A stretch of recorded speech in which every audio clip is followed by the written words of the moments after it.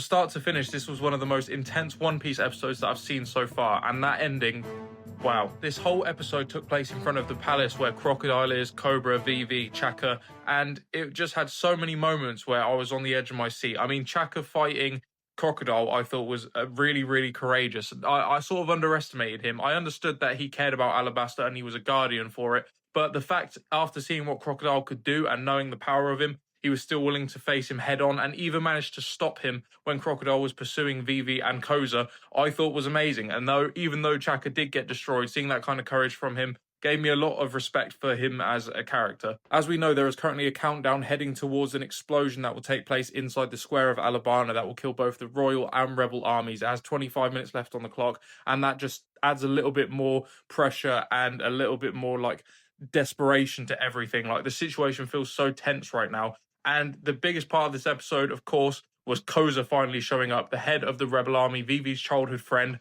and seeing something that he should have never seen, and that was the people's hero, Crocodile, and the king being pinned up against the castle like he was. That was obviously something that he was never supposed to see, but he saw it. But Crocodile, his reaction surprised me. He wasn't fazed at all. He literally could not care less that Koza saw that. I shouldn't really be surprised considering what Crocodile's like. He's so calm under every situation, and I don't feel like at this point he feels touchable. You know, he's just, at this point, he's been flawless, essentially. Everything has gone exactly to plan. So the head of the Rebel Army at this point, seeing him how he really is, really hasn't made any sort of difference to him. Obviously, Koza, his worldview was completely turned upside down. This whole time he's thought this was the king's fault, and he's had this Rebel Army, and he's held this rebellion in order to take down the king and save Alabasta, and the whole time it's been Crocodile, and his whole worldview has been flipped upside down.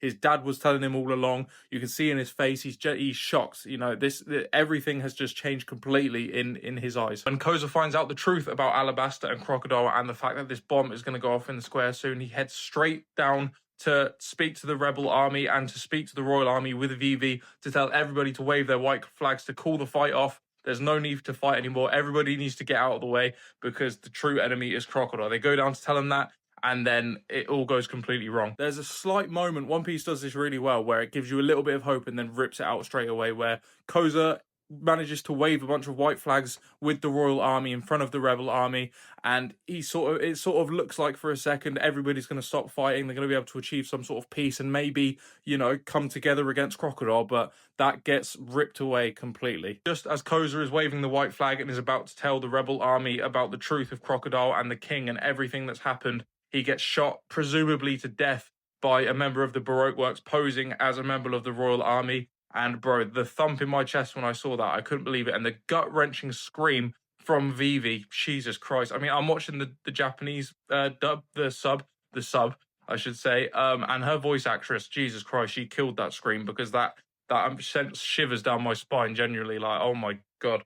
But Koza being shot there was just the last thing I expected. You know, I didn't think it would go smoothly. I thought Crocodile might show up and do something, but seeing something like that happen so brutal, and just in the last second when it looked like there was a slight glimmer of hope that there might be peace achieved, and it was just ripped away like that, and Vivi seeing it, her childhood friend, and, you know, her hope of seeing peace finally achieved in Alabasta, potentially, or at least the start of it, seeing that just ripped away in front of her eyes was fucking heartbreaking, man. Like I said, it's something that One Piece is so good at. It's that idea of sort of giving you some hope, giving you something to grasp at, that like it's going to be okay, and then just tearing it apart like right in front of you, ripping your heart out. One Piece does that a lot, man. And I don't know if Koza's dead or what, but he's definitely not going to be in any sort of shape to speak to anyone, and that's definitely going to spark another flame with the Rebel Army, because he didn't even get to tell them anything. You know, if anything, the Rebel Army are going to fight even harder now. They just saw their leader get shot to death in front of them while he was standing with the Royal Army. You know,